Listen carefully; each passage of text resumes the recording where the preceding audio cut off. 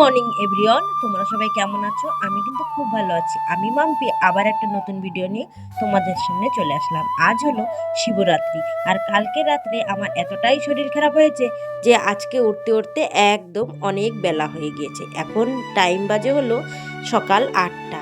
আমি কিন্তু এত লেটে কখনো উঠি নাই, কারণ আমার 8:30 দিয়ে ডিউটি আরম্ভ হয়। আমি কিন্তু সবসময় 5:30, 5টা, কবে কবে কিন্তু 4:30টার সময় উঠেই কিন্তু একটু মোবাইল দেখি, তারপরেই কিন্তু একটু সকাল জলদি হয় আমি উঠে আমার নিত্য কাজ করা আরম্ভ করি। আজকাল প্রায় তো সবাই ঘুম থেকে উঠে ফার্স্ট মোবাইল না দেখলে কিন্তু সেই দিনটা এনার্জির লসের মতন লাগে, মানে কোনো এনার্জি পাওয়া যায় না শরীরে, তাই না? আমার তো এমন লাগে, তোমাদের কেমন লাগে অবশ্যই কিন্তু কমেন্ট করে জানিও। দেখো, আজকে সকালে উঠে কিন্তু আমি ভেবেছিলাম অনেক কাঁচা ধোয়া করব, কিন্তু সেমন কিছুই হলো না। আমি বললাম না, শরীরটাই এতটাই খারাপ ছিল কালকে রাত্রে, আর কি বলবো। কালকে সকালে ডিউটি ছিল, তাই আমি একটু সকালে উঠে কিন্তু আমি মাথা ধুয়ে স্নান করেছিলাম, কারণ শিব পূজার আগের দিন তো সবাই জানো যে অবিশ্ব করা লাগে, তাই আমি অবিশ্ব করে পুজো দেবো বলেই আমি কিন্তু সকালে উঠে মাথাটা ধুয়েছিলাম। সেটাই হলো আমার কাল হয়ে গিয়েছে, জানো তো। আমি আজকাল মাথা ধুয়ে স্নান করলেই সেই দিন আর রাত্রে আমার এতটাই শরীর খারাপ হয়, আর কি বলবো, আমি নিঃশ্বাস ঠিকভাবে নিতে পারি না। এত কাশ হয় যে কাশতে কাশতে না একদম বুক পুরা ব্যথা বিষ হয়ে যায়, জানো তো। তারপরের দিন আর আমি কিছু খেতে পারি না, এতটাই শরীর খারাপ হয়। আগের দিন আমি মাথা ধুয়েছিলাম, তারপরে ভেবেছিলাম যে না, শিব পূজার দিনও আমি একটু মাথা ধুয়ে দেবো, কারণ একটু ভালো লাগে না শিব পূজায়, মানে পূজা হোক বাড়ি যা হোক অনুষ্ঠান হোক, একটু মাথা ধুয়ে সেই দিনের দিন মাথা ধুলে একটু ভালো লাগে। কিন্তু ভগবান তো আমার সেই কন্ডিশন রাখেনি, তারপরে আমি আর মাথা ধুইনি। দেখো, অনেক লেটে উঠেছি ঘুম থেকে উঠেই কিন্তু জল চলে এসেছিলো, তাই আমি তাড়াতাড়ি করে ঘরটা ঝাড় দিয়েছি। এখন পুছবো। কত জামা প্যান্ট কাচার ছিল, কিন্তু কিছুই কাচলাম না, খালি আমার ডিউটি ড্রেস যেটা না ধুলে নাই সেটাই কিন্তু খালি ধুয়েছি। আর দেখো, আজকে পুজোর দিন যতই শরীর খারাপ হোক, তোমার ঘর দুয়ার না পোছা থাকলে ভালোই লাগে না। আমি কিন্তু শনিবার হলেই ঘর দুয়ার পোছার চেষ্টা করি, যত কাজ থাকুক যত কষ্ট হোক। কালকে শনিবার ছিল, আমি কিন্তু সবই কাঁচা ধোয়া পোছা পোছি সব করেছিলাম, কিন্তু আজকে পূজার দিন, আজকে একটু না পোছলে মনটা একদমই ভালো লাগছে না। তাই দেখো, আমি কিন্তু জল ভরতে ভরতে আবার ঘর দুয়ার পুছেছি, তার সাথে কিন্তু অনেক জামা প্যান্ট কেসেছি, সেটা কিন্তু আর তোমাদের সাথে দেখানি হয় নাই। অনেক জামা প্যান্ট বলতে ভুল, মানে আমার যেইটা নিত্য লাগে, আমার ডিউটি ড্রেস আর ঘরের ড্রেস, ওই সবই কিন্তু কাঁচা ধোয়া করেছি। তারপরেই দেখো, ঘর দুয়ার ঝাড়ু করে কিন্তু পোছা লাগিয়ে দিচ্ছি। জানো তো, আজকে আমি ঘর দুয়ার ঝাড়ু দিয়েই কিন্তু জল এসেছিল বলে পূজার জল ধরে নিয়েছিলাম। আমি ধরেছি বলতে ভুল, আমি কিন্তু ধরিনি, আমি বলেছি আমার যে পাশের বাড়ির ভাউজো সে কিন্তু ধরে দিয়েছে। আর আমার দুই ফ্যামিলি তো আমাকে জানো কত সাপোর্ট করে আর কত ভালোবাসে, আর আমি যা বললে সেটা কিন্তু সেটাই শুনে। আমিও কিন্তু তাদের কথা শুনি, না হলে একজনের কথা একজন না শুনলে আরেকজন কিন্তু কখনোই তোমাকে ভালোবাসবে না। তুমি ফার্স্টে ভালোবাসা দিবে, তারপরে কিন্তু ভালোবাসার আশা করবে, তাই না বন্ধুরা? এইটাই তো হলো বাস্তব। বাস্তবে আজকাল ভালোবাসা না দিলে ভালোবাসা কখনো কোথাও পাওয়া যায় না। ঘর দুয়ার পোছা হয়ে যাওয়ার পরে কিন্তু আমার বারান্দা, যেটা মাটির বারান্দা আছে, সেটাও কিন্তু আমি আজকে ভালো করে লেপে নেব। জানো তো, আগে কখনো আমি মাটির ঘর বা বারান্দা লেপিনি, কিন্তু আমি উঠান অনেকবার লেপেছি, কারণ আমাদের উঠান ছিল, আমি কিন্তু প্রায় উঠান লেপতাম, কিন্তু আমি ঘর বারান্দা কখনো লেপিনি, কারণ আমাদের মাটির ঘর ছিল না, আমাদের দেয়াল ছিল মাটির, কিন্তু ঘরের যে তলের জায়গাটা সেটা কিন্তু আমাদের প্লাস্টার করা ছিল, তাই আমি দেয়াল কখনো লেপি নাই। কারণ আমাদের একটাই ঘর ছিল দেয়াল মাটির, সেইটা হলো আমাদের রান্নাঘর ছিল, আর রান্নাঘর বছরে একবার না হলে দুবার লেপা হতো, সেটাও আবার লোককে ডাকে, মানে লোককে ডেকে তারপরে কিন্তু লেপা হতো। তাই দেখো, আমি কখনো লেপি নাই, আজকে কিন্তু আমি ফার্স্ট টাইম লেপবো।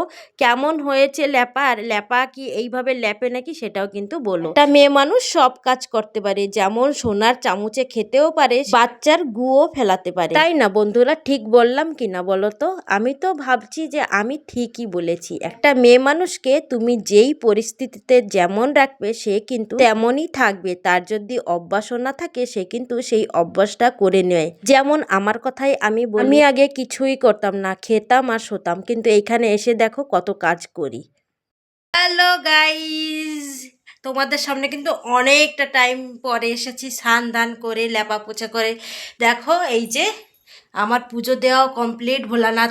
ভোলানাথের সাথে আছে হলো আমার বজরংবলী, তার সাথে অগ্নিগঙ্গা মা, সবাইকে কিন্তু পুজো দেওয়া কমপ্লিট। আবার পুজো দিয়ে রেডি হয়েছি, গেট রেডি, একটা ভিডিও করেছি, কিন্তু সেইটা হলো আধা হদরা হয়েছে। আর চার্জ ফুরিয়ে গেছে, ভুল করে আমার চার্জ দিতে মনে ছিল না। আর এই যে এই ড্রেসটা আমি শিব পূজার উপলক্ষে কিনেছি, কালকেই এসেছিল ভ্যালেন্টাইন দিনে। নিজেকে নিজে গিফট। এই ড্রেসটা কেমন লাগছে অবশ্যই কিন্তু কমেন্ট করে জানিও।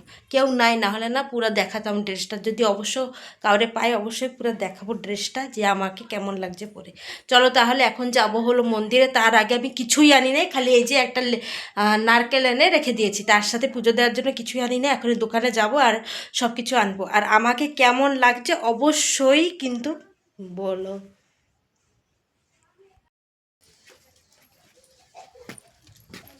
ওই যে দোকান থেকে সব নিয়ে এসেছি জিনিসপত্র। এই যে 300 টাকার সামান এইটুকি বাবু। এই যে কলা, তার সাথে এই যে রাত্রের দীপ লাগাবো তেল 1 ডাব্বা। আর এই যে দেখো দই আনছি, এখনে দেবো একটা, 2টো আনছি। আর এটা হলো খাওয়ার জন্য, আমি আজকে উপাস তার জন্য। আর এই যে আরেকটা দই, একটা রাত্রে দেবো, একটা দিনে দেবো, এখনও যেতে পারি নাই। এই যে ঘি, সলতা, তার সাথে ঠাকুরের কলা। এই যে ঠাকুরের কলা, তার সাথে আমি খাওয়ার জন্য হলো আনছি এই যে সাবুর প্যাকেট। আর এই যে দেখো সুন্দর একটা জিনিস, এটা হলো ঘট। এটা হলো ঘট, তার ভিতরে আছে মধু। এখন সব নিয়ে যাবো, নিয়ে যাবো মধু। তার সাথে এই যে তিল লাগে, কালো তিলও কিন্তু নিয়ে এসেছি। কী কী লাগে যে যে জানো অবশ্যই কিন্তু কমেন্ট করে জানাবে, তাহলে আমি আবার নেক্সট টাইম পুজো দেবো কিন্তু সব কিছু এনে। তার সাথে ফুলও এনেছি, ফুল তো আছেই। আর এই দেখো রাত্রে যে দীপ জ্বালাবো, এই দীপও কিন্তু একটা বড়টা নিয়ে এসেছি। এখনও সব গুছিয়ে যাব হলো মন্দিরে। মন্দিরে কত লোক আসবে আর কত ভিড় হবে কোনো ঠিক নেই জানো।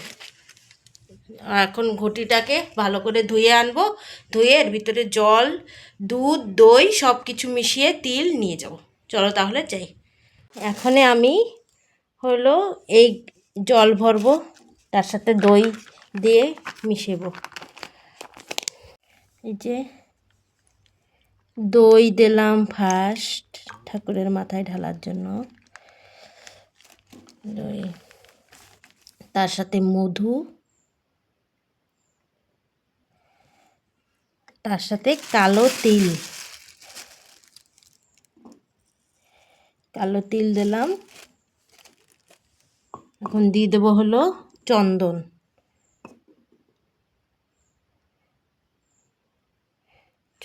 দিলাম। তার সাথে দিয়ে দেবো গঙ্গা জল দেবো। তারপরে দিয়ে দিলাম তুলসী পাতা,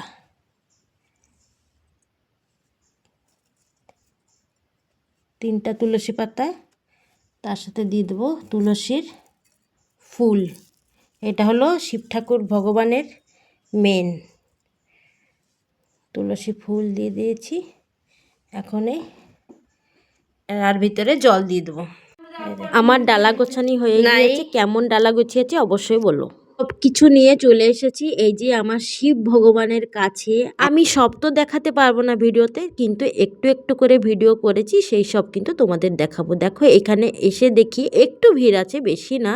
আর এক একটা করে লোক আসছে, আর এখানে অনেকগুলো মন্দির আছে তো সেখানে সবাই যায়, তার জন্য হলো এখানে একটু কম ভিড় হয়েছে। রাত্রেও কিন্তু একদম অনেক ভিড়, যে তেমনও কিছু হয়নি, কম ভিড়ের ভিতরে কিন্তু শান্তি মতন পুজো দিয়েছি। দেখো এই যে যারা লাইনে দাঁড়িয়ে আছে তাদের পুজো চলছে, তারপরেই কিন্তু আমাদের পুজো আরম্ভ হবে। এই যে আমি ডালা এখানে রাখছি। দেখো গাইজ, এই যে এখন খাবো, বিকাল 5টা হয়েছে, এখন খাবো এই যে সাবু খাবো।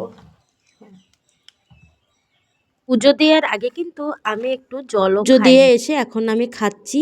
আর আজকের ভিডিওটা এইটুকুই, সকালের ভিডিও। আর রাত্রে কিন্তু আবার মন্দিরে যাব, আবার কি হচ্ছে আবার নেক্সট ভিডিওতে আসবে। তাহলে আমার চ্যানেলটাকে সাবস্ক্রাইব করে রাখো, নতুন নতুন আপডেট পাবে আমার। আর সবাই অনেক ভালো থাকো, বাই।